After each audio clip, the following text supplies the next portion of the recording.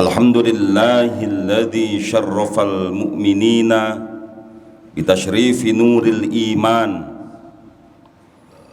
Ashhadu an la ilaha illallah wahdahu la syarikalah, afuzu biha fi daril iman. Wa ashhadu anna Muhammadan abduhu wa rasuluh, al-wasilatal uzma fi nailil ghufran. Allahumma salli wa sallim wa barik ala sayyidina Muhammadin wa ala alihi wa sahbihi as-sabiqina bil iman, amma ba'du. Fa ya ibadallah, usikum wa nafsi bitaqwallah faqad fazal muttaqun. Ma'asyiral muslimin rahimakumullah. Puja puji syukur sembah sujud taat setia tunduk takluk hanya milik Allah, Zat maha perkasa lagi kuasa pencipta alam semesta jagat raya, yang senantiasa memberikan nikmat kepada kita tanpa terhingga. Salawat terangkai salam kita sampaikan ke haribaan penghulu alam, Rasul akhir zaman, Nabi kita Muhammad sallallahu alaihi wasallam. Kita berdoa semoga kita menjadi hamba Allah yang bersyukur dan menjadi pengikut Rasulullah yang akan mendapatkan syafaatul uzmah di yaumil qiyamah. Amin ya rabbal alamin. Dalam kesempatan ini, mari sama-sama kita tingkatkan takwa kepada Allah. Mudah-mudahan dengan meningkatnya takwa, meningkat kemuliaan kita di sisi Allah subhanahu wa ta'ala. Amin ya rabbal alamin. Jamaah yang dimuliakan Allah, dalam 2 minggu belakangan ini, selain berita Palestina yang diserang oleh Israel, di dalam negeri jamaah seolah-olah beruntun berita tentang pembunuhan, berita tentang bunuh diri yang tidak selesai-selesai. Dari mulai ada sekeluarga yang dibunuh oleh ayahnya sendiri, ada ibu, bapak, 2 anaknya bunuh diri, lalu kemudian membuat pesan kepada anak pertamanya. Belum lagi ada anak mahasiswa yang juga bunuh diri, dan mungkin akan banyak lagi berita-berita yang tidak terblow up oleh media massa maupun media sosial. Ini yang kemudian jamaah ada di dalam negeri, yang sebetulnya menjadi sesuatu yang membuat ironis. Ada apa ini semuanya? Terjadi pembunuhan yang dilatar belakangi dengan berbagai macam motif. Ada kalanya himpitan ekonomi yang menyebabkan orang tidak mampu untuk menghadapi dunia, lalu kemudian dia mengambil jalan pintas dengan berpikir bahwa selesai sudah kehidupan saya, biarkan saya akan hidup di alam lain di luar dunia ini. Ada lagi orang yang tega membunuh orang lain hanya karena urusan-urusan sepele, sehingga dia pikir nyawa adalah milik dia. Dia pikir nyawa adalah hak prerogatif dia untuk mengambilnya. Dan ada yang lebih lucu lagi jamaah, tega orang membunuh orang lain hanya karena sakit hati, sementara orang yang disakitin hatinya itu tidak tahu bahwa orang tersebut sedang sakit hati. Jadi hadirin yang dimuliakan Allah, dan ada lagi yang lebih miris lagi, Ada orang yang membunuh dan dia membunuhnya random saja. Siapa yang ketemu dengan dia, dia bunuh. Lebih sakit lagi, hadirin yang dimuliakan Allah. Ada apa ini sebenarnya?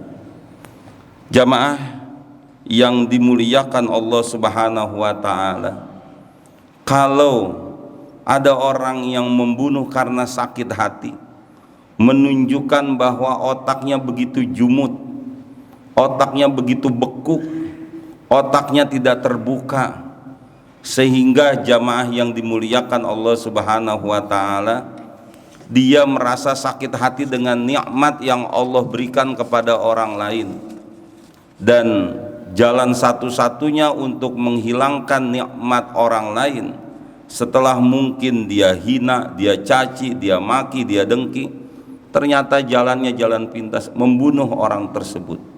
Jumut cara berpikirnya. Atau ada lagi orang yang membunuh orang lain atau membunuh dirinya hanya karena alasan ekonomi.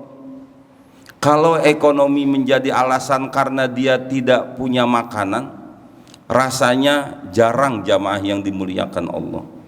Tapi yang jadi masalah, kadang-kadang jamaah alasannya itu bisa jadi dia terjerat hutang hanya karena ingin mengganti HP, mengganti mobil, ganti motor, yang itu bukan kebutuhan primer, bahkan mungkin tidak sekunder sama sekali, itu hanya tambahan, hanya ingin menunjukkan bahwa dirinya hebat, menunjukkan bahwa dirinya mampu, tapi sebetulnya jamaah dia mendapatkannya dari hutang piutang. Ditambah lagi yang memberikan hutang adalah rentenir dengan memakai kedok apapun, dari mulai pinjol, kemudian bank keliling dan lain sebagainya, yang seolah itu dibiarkan saja sampai hari ini.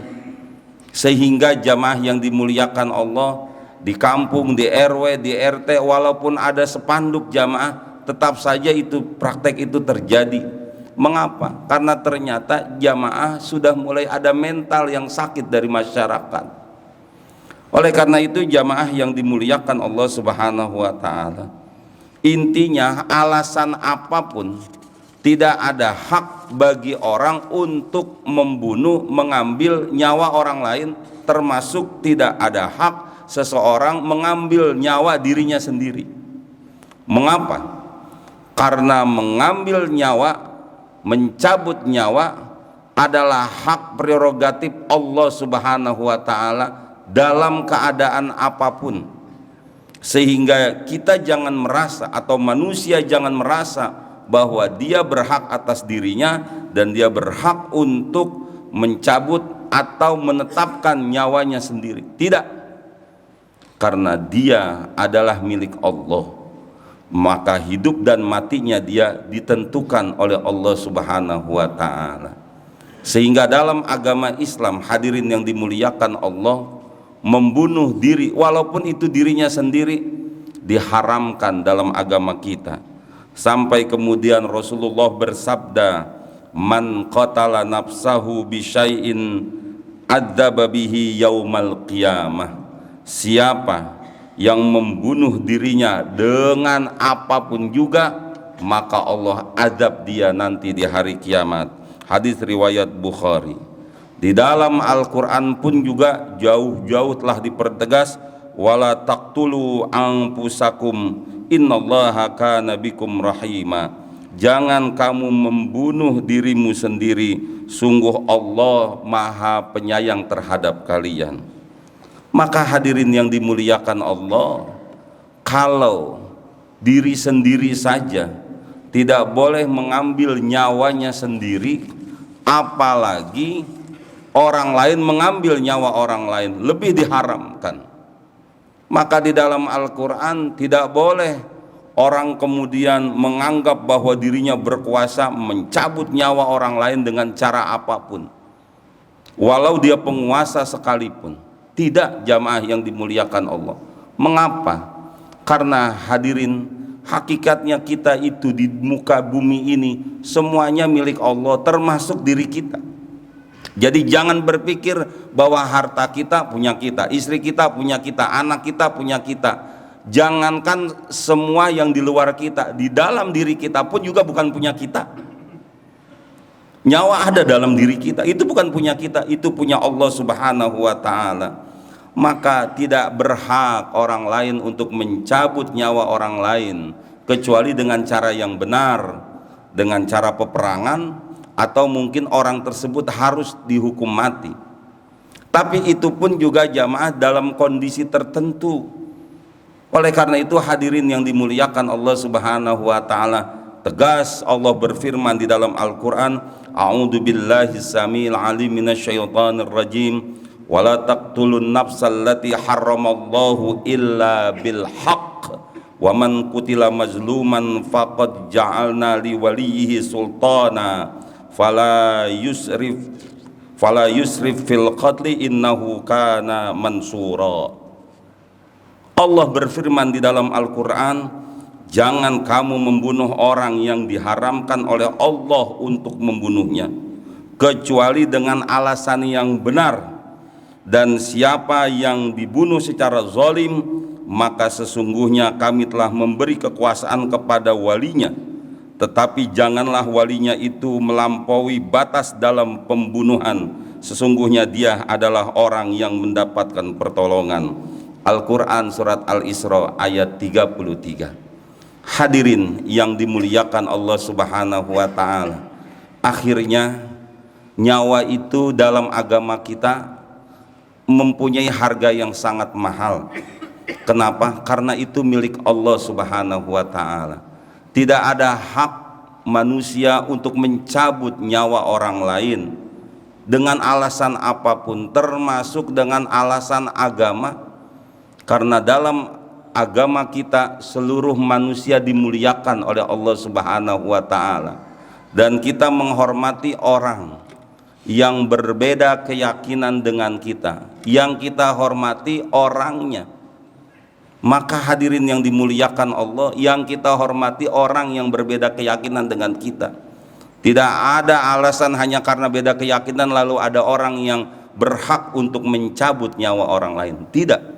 Karena hakikatnya mereka adalah milik Allah, dan kita semua akan kembali kepada Allah Subhanahu wa ta'ala. Allah yang akan mengembalikan kita kepada Allah Subhanahu wa ta'ala.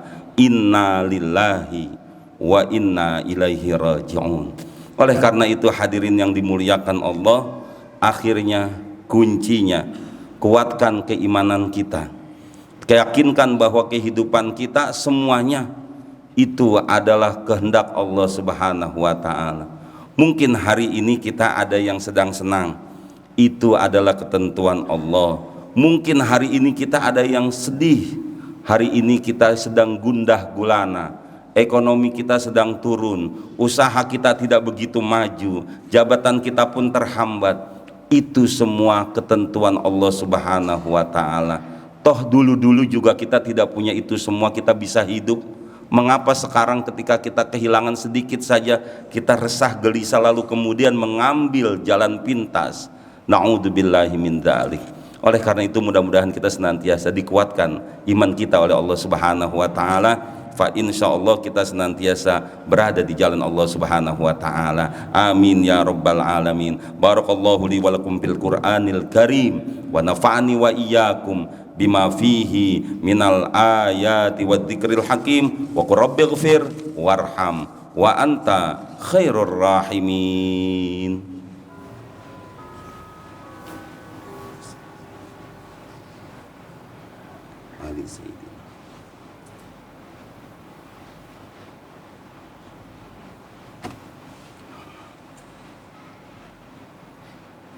Alhamdulillahi hamdan kama amar.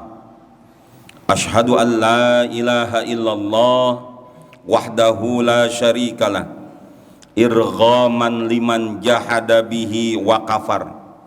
Wa ashhadu anna Muhammadan abduhu wa rasuluh sayyidul insi wal bashar.